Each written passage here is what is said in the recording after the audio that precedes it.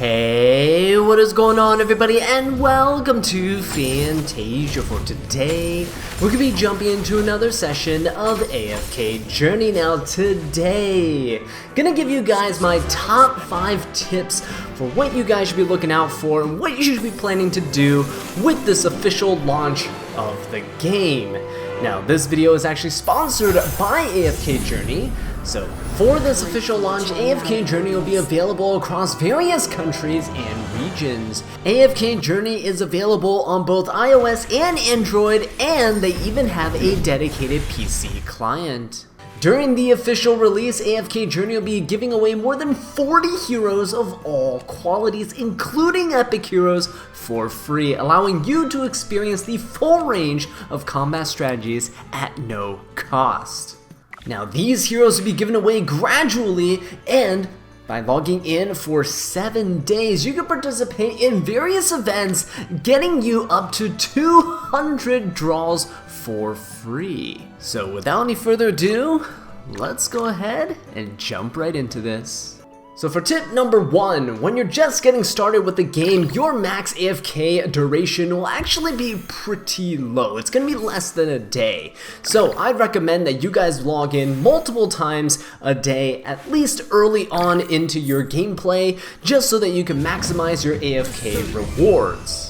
Now, AFK Stages are actually related to your AFK games, so I would also recommend that you guys try and challenge more AFK Stages as you're leveling up daily to maximize your rewards. In fact, the best thing that you should be doing is before you log off for the day, before you go to sleep, make sure you just challenge the AFK Stages. You can actually go ahead and put them on auto battle, and they'll auto battle through up to 10 stages at a time, and you can clear as many as possible, and the auto battle will actually end when you're defeated on a certain stage, so that's when you know that you've capped out. Tip number 2, in the early stages of the game, hero levels and hero equipment will have the most effect on improving your stats and your combat abilities, so I'd highly recommend that you prioritize those two early on.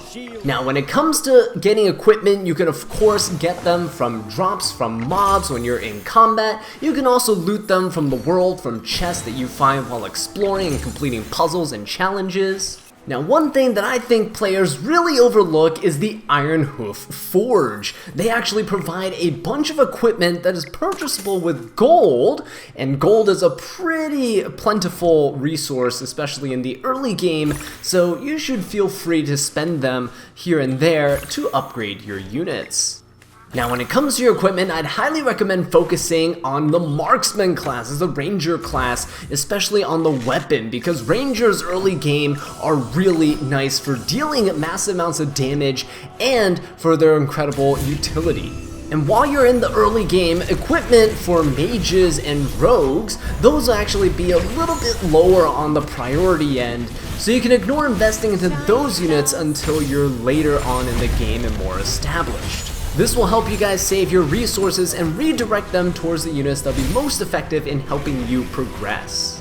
Tip number 3, pay attention to where you're walking, because as you're traveling around, sometimes you'll stumble across these glowing spots that will appear on the ground. Now these things are actually not marked on your map or your mini-map, and if you go ahead and interact with them, they will actually give you small amounts of hero essence and gold, accumulating over time to actually be a considerable amount of resource gain.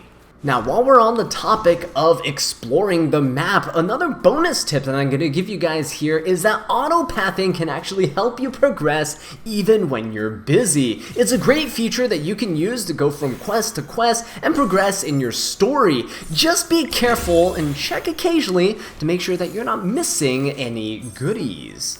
Auto-looting is not part of the feature of auto-pathing.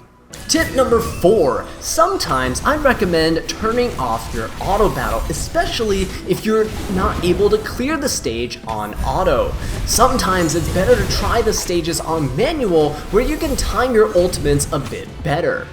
There are also some examples of units like Smokey and Mirky who will use their ultimates at inopportune times. They'll pop off their ultimates even if your team is at full health, healing them when they don't need to be healed. There are also many units in the game that have crowd control skills that can be used to interrupt your opponent's ultimates, especially if you time them correctly. So while AFK is in the title of the game, sometimes it is a little better to take some manual control. Tip number 5, it's another combat tip. Now, there are standard ways to place your units. Usually people put their tanks up in the front, they put their support units like healers or buffers in the middle, and they put their DPS units or ranged carries in the back lines. But sometimes you're up against enemies that are way out of your league. They're a higher combat power than you, and your tank gets shredded immediately, causing the rest of your team to fall. So in that case, it's actually recommended that you put your units in a horizontal line to spread out the aggro.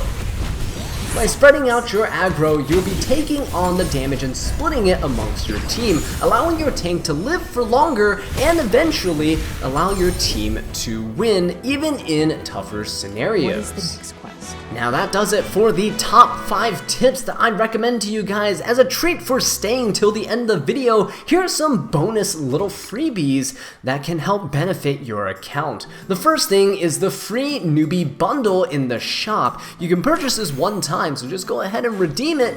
Don't miss out. The second thing is there's an ongoing event called the free login reward all hero, and we'll be able to redeem heroes all throughout as long as you log in every day. Last but not least, I have a redemption code for you guys. Make sure that you don't make mistakes in the capitalization though, otherwise the redemption code will not be able to be redeemed. The redemption code is AFK Journey Creator, so put that in, and when you do, you're gonna get 200 diamonds and 18,888 golden coins. The time period that this redemption code can be redeemed is from March 27th to May 26th, so get it while you can.